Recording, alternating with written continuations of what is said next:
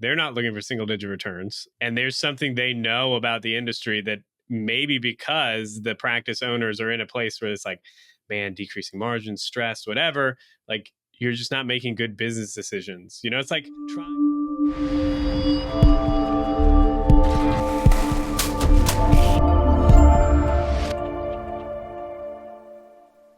Two things cannot be simultaneously true about the same thing. We can't in one breath say, oh my gosh, the default profitability of a private practice in this country is like single digits. You can't say that while simultaneously acknowledging the fact that private equity is in here buying up hundreds of practices around the country every month. So somebody's not operating off the complete picture here. And I don't think it's the private equity guys that have it wrong.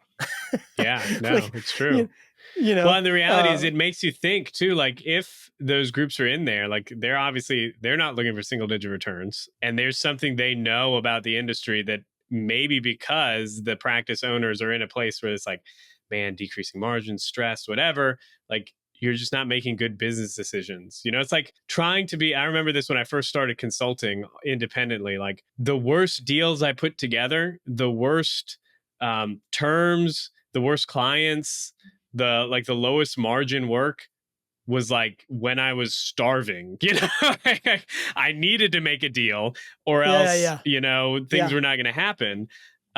Many practice owners, I think, find themselves in that situation where they feel like, whether or not they do, they feel like the margins are thin and they're in this survival mode. And that means they take on, payer contracts they shouldn't take on. They don't adjust their schedule to accommodate payer mix. They don't, whatever it is, they feel like they need to treat more in the clinic to make up for it. They just make bad business decisions as a result. And I've done this too. Like, crap, I got to go out and I got to, drum up business or whatever it is, whatever the decision is. Like it's a poor strategic business decision, but because you feel like you're in survival mode, it's the only logical decision you see, right? Yeah.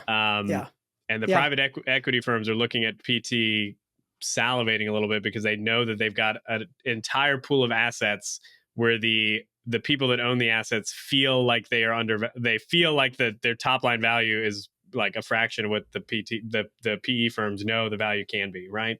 Yeah.